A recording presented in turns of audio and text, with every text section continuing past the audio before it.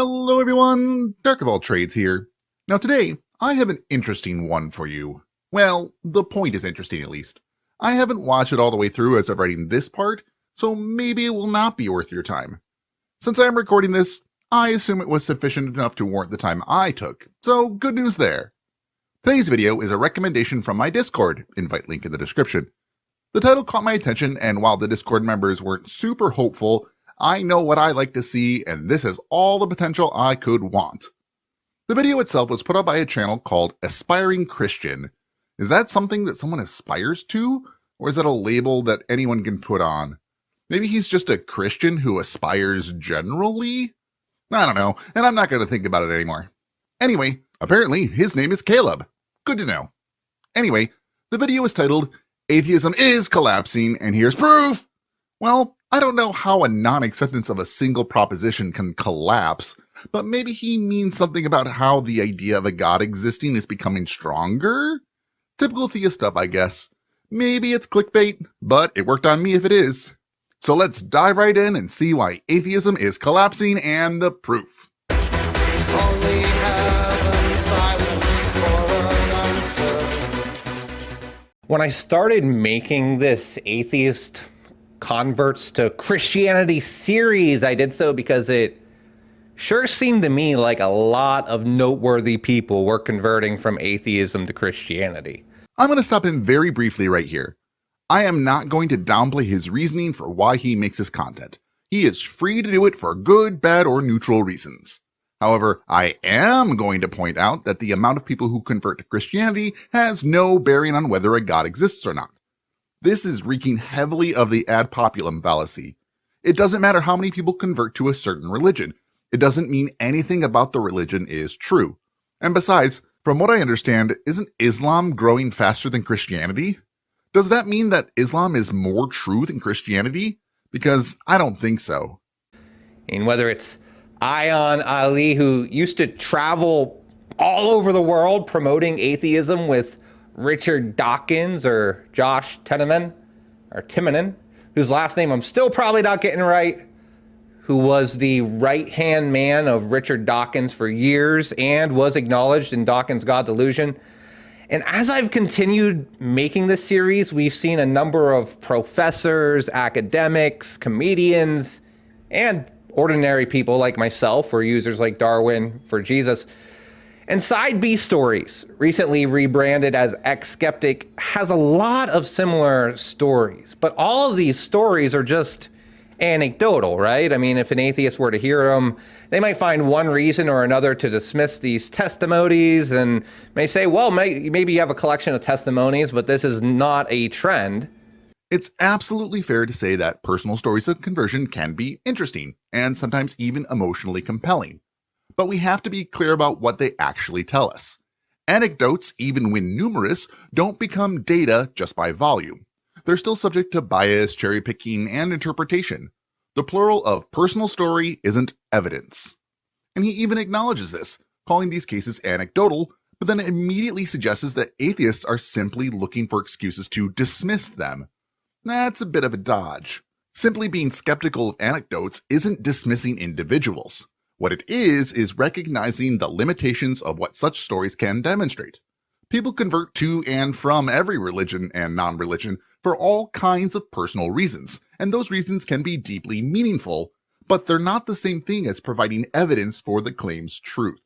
The deeper question is, what process are we using to evaluate claims about reality? If it is feelings or stories, then any belief, however contradictory, can justify itself.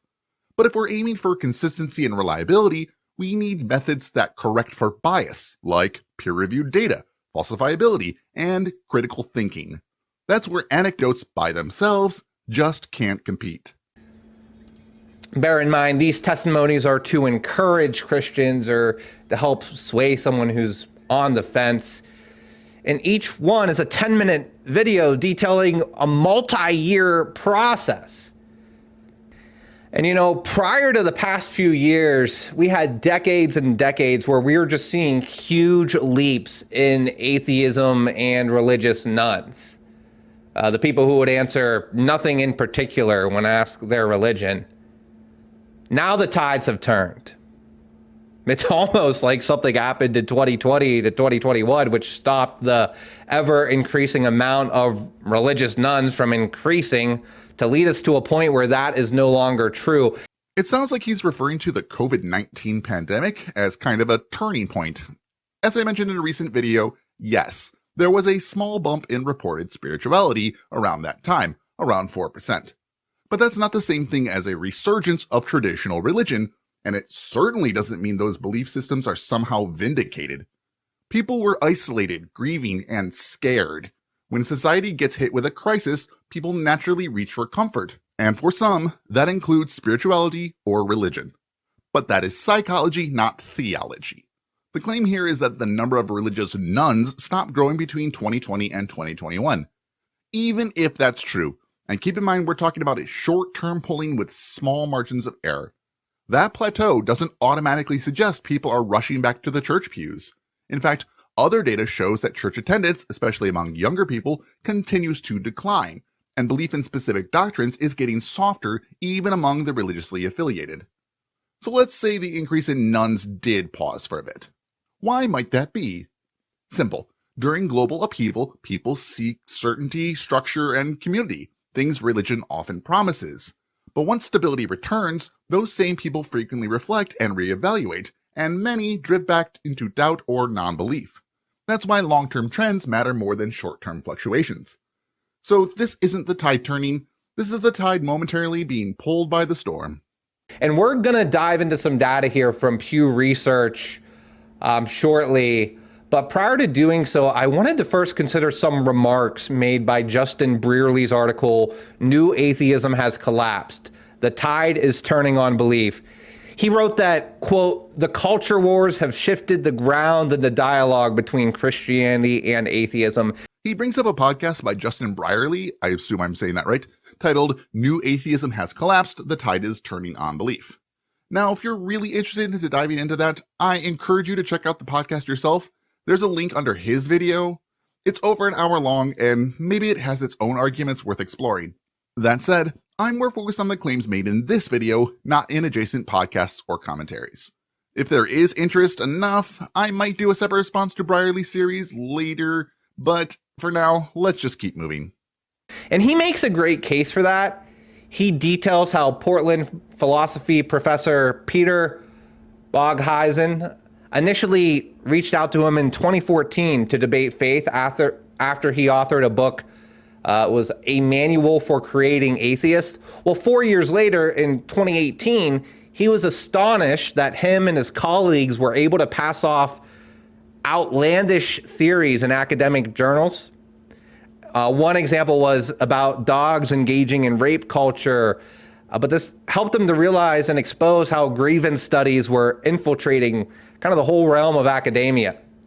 And these culture wars, critical race theory, have revealed to a lot of atheists out there that maybe atheism isn't the answer after all.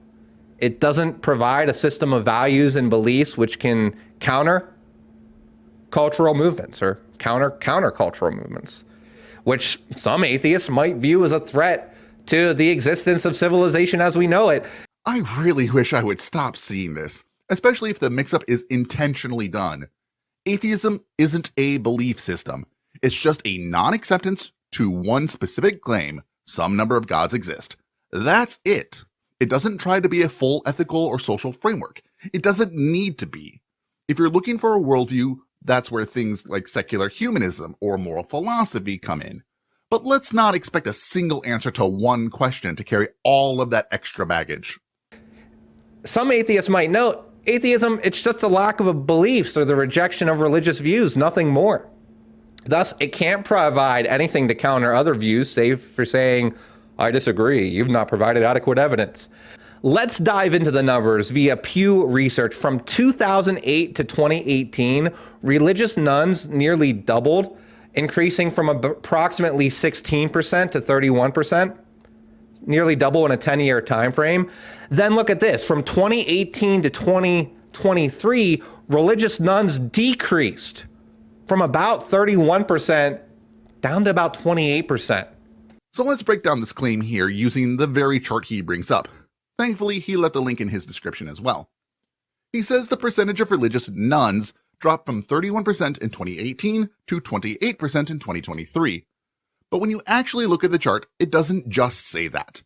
What it shows is steady growth from 16% in 2007 to 28% in 2023, with a brief high point in 2022 that dips slightly around 2023. So, for 16 years, there was an increase from 16% to 31%, an increase of 15%, or just about a percent a year on average.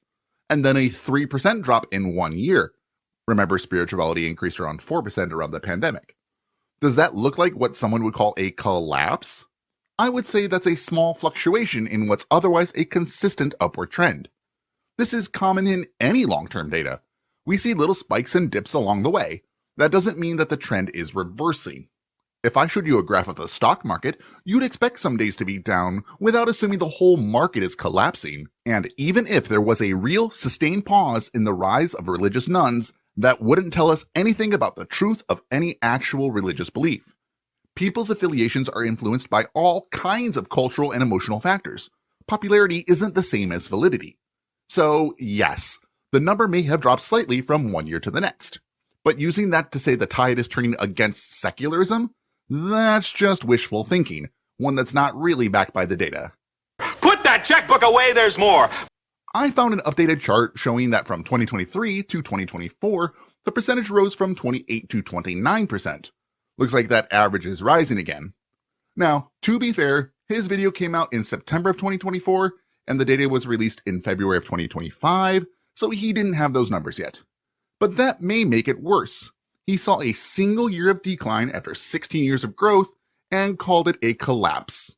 A bit over-exaggerated, methinks. I wonder if this new data will change his mind. Certainly not a 100% rise like we saw in the years prior, right? So in Gallup, we see a similar trend from 2008 to 2018. Religious nuns increased from 12 to 20%. And then from 2018 to now, we've seen religious nuns stagnant at about 21%. In both cases, we see religious nuns nearly double in one 10-year period. And then over the past 5 years, we've seen them really flatline, either stagnant or decreasing. So the next claim is that the religious nuns nearly doubled from 2008 to 2018, but then flatlined from 2018 to now, suggesting the rise of secularism has stalled. But let's check that argument against actual Gallup data he cites. According to the chart, religious nuns were at 70% in 2015 and 2016, then jumped to 20% in 2017, and reached 21% by 2019. There is that slight dip back in 2020 back to 20%, and then it's 21% again in 2021 and 2022. That is a modest rise, not a dramatic surge, but definitely not a flat line either. Trends like this don't move in straight lines forever. Social shifts often surge and then stabilize as new norms settle in. Expecting religious nuns to double every decade is unrealistic. It would mean hitting 40% or more by now, which just isn't how population level change works. More importantly, this data isn't evidence for or against any worldview. It's not an argument for religion or for atheism. It's just a snapshot of what people say about their identity. And the fact that nearly 1 in 5 Americans in Gallup data and nearly 1 in 3 in Pew's research now identify as religiously unaffiliated, that's still a major cultural transformation. So, sure, the rate of change has slowed, but the direction of the change, that's still pointing away from religion. But wait, there's more!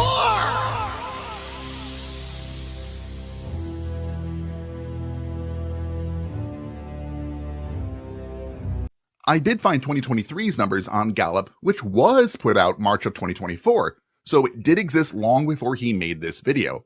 It shows that in 2023, the number increased from 21 to 22%. So it sounds like it's actually increasing again. Again, this is not what I or any honest person would call a collapse.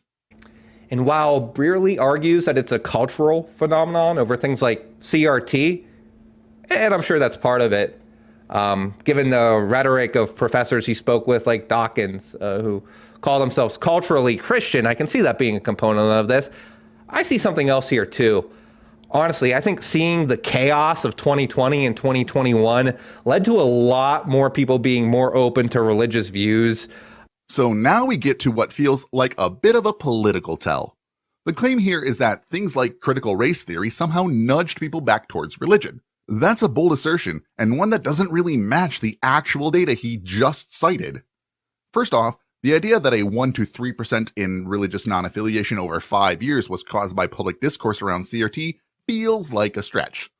Critical race theory didn't show up in 2020, nor did it disappear in 2022 or 2023.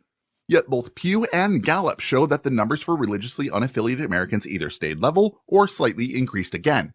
So if this so-called return to faith was sparked by social unrest or ideological discomfort, we'd expect to see a clear, continuing reversal of the trend. And remember, the trend towards non-affiliation has been climbing for decades. That kind of long-term movement doesn't get reversed by a news cycle or a few polarizing cultural debates. At best, these are short-term fluctuations. At worst, it's an attempt to pin a complex social trend on a convenient political scapegoat. If we're going to make claims about cause and effect, we need more than speculation. We need evidence.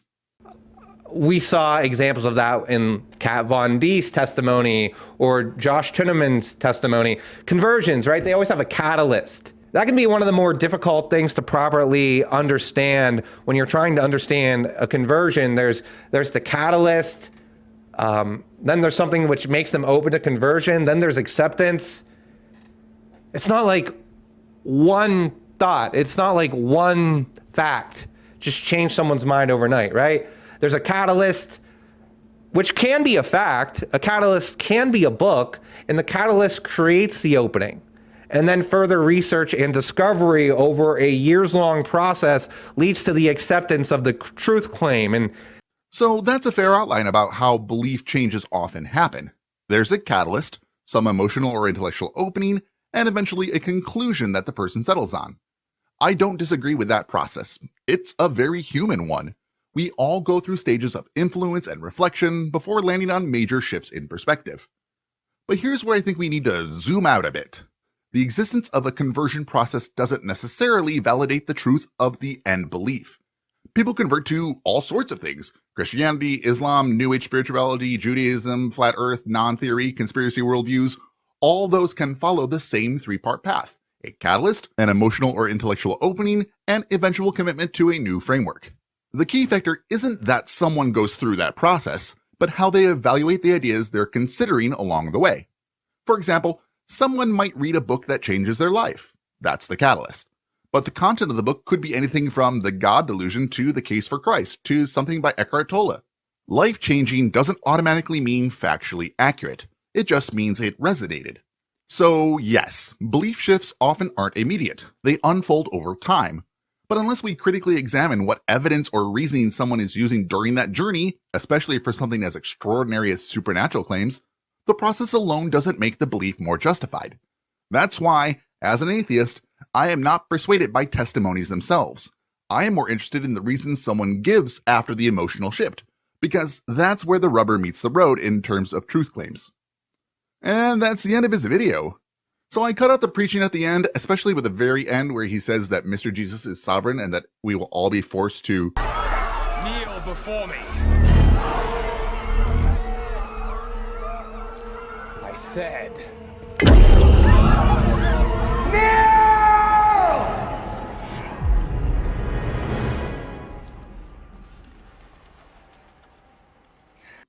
I didn't want to hear that, and I assume you guys didn't either, so I just cut it.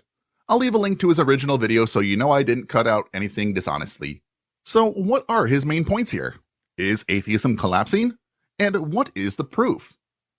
A lot of noteworthy people were converting from atheism to Christianity, including people formerly close to Richard Dawkins.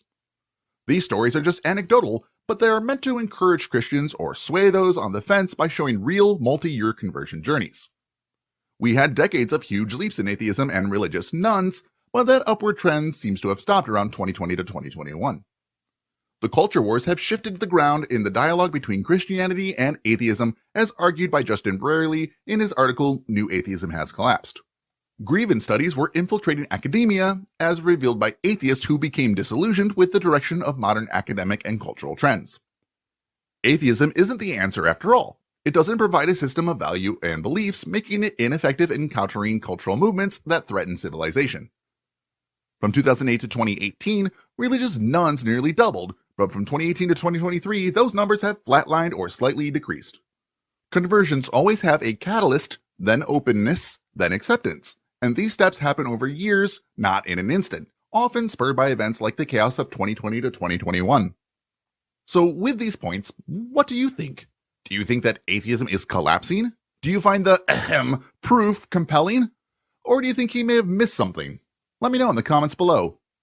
Overall, I give Caleb a solid 9 facepalming Mr. Jesuses out of 10.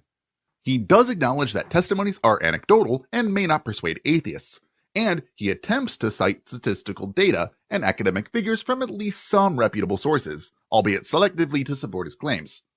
Though he does so much wrong. He cherry-picks individual conversions without mentioning deconversion trends or the broader context. He implies the stagnation of growth in atheism is equivalent to its collapse, which is misleading framing. He misrepresents atheism as a belief system that ought to provide values or counter-movements, which is a category error. He misinterprets or exaggerates data. For example, a drop from 31% to 28% over 5 years isn't evidence of a collapse, especially as the new data shows the number rising again. He conflates correlation with causation, assuming cultural war issues caused conversions or declines in irreligiosity without any kind of remotely rigorous analysis.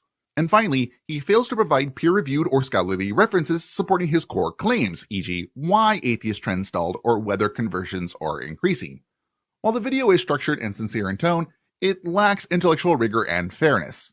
It relies heavily on anecdotal evidence, exaggerates statistical data, and fails to engage seriously with counter-arguments or broader scholarship.